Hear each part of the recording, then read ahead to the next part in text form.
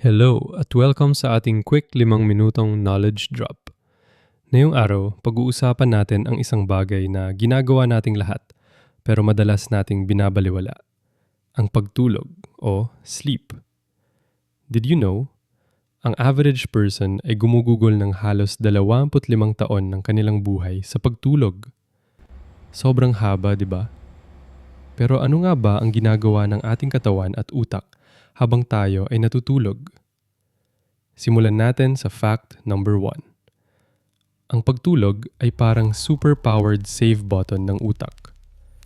Habang gising tayo, nag-iipon tayo ng tone-toneladang impormasyon. Pero alam mo bang habang tulog ka, doon lang talaga nito sinasala at sinesave ang importanteng impormasyon at ginagawang long-term memory? Kung nag-aaral ka para sa exam o may bagong skill na pinag-aaralan, ang matulog ng sapat ay mas mahalaga pa sa pag-review hanggang madaling araw. Dahil sa pagtulog mo, pinapatatag ng utak mo ang mga natutunan mo. Pumunta tayo sa fact number 2. Ang pagtulog ay ang natural na doktor ng katawan. Did you know? Habang ikaw ay natutulog, nagre-release ang iyong katawan ng mga cytokines. Ito ang mga protina na nagtatarget ng impeksyon at pamamaga.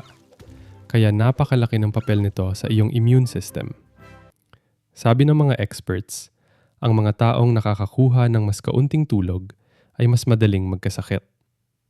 Kaya kung ayaw mong dapuan ng sipon o lagnat, ang isa sa pinakamahusay mong depensa ay ang sapat at magandang kalidad ng tulog. Ito ang paborito kong fact.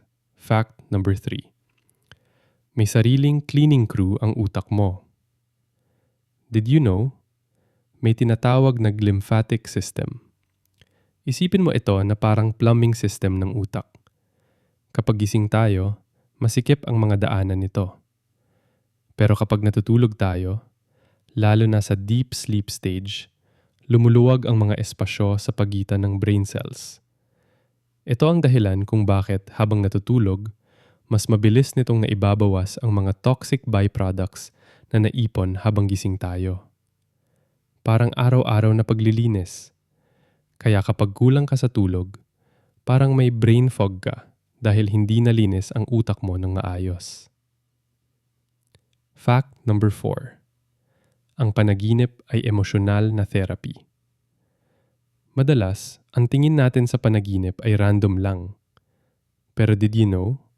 Sa ating REM, Rapid Eye Movement Sleep, kung saan tayo madalas na nanaginip, pinoproseso ng utak natin ang ating mga emosyon mula sa nakaraang araw. Kapag nananaginip ka tungkol sa isang stressful na pangyayari, ito ay paraan ng utak mo na i-practice ang pakikitungo sa emosyon na iyon sa isang ligtas na kapaligiran. Kaya ang sapat na REM sleep ay mahalaga para sa ating mental health at emotional stability. 4 na facts pa lang yan tungkol sa napakahalagang proseso ng pagtulog. Tandaan, sleep saves your memories. Sleep boosts your immunity. Sleep cleans your brain. Sleep balances your emotions. Kaya sa susunod na iisipin mong magpuyat, tandaan mo ang mga facts na ito.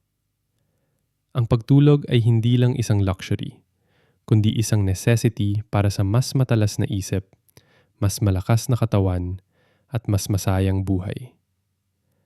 Ano ang paborito mong sleep fact? I-comment mo sa baba.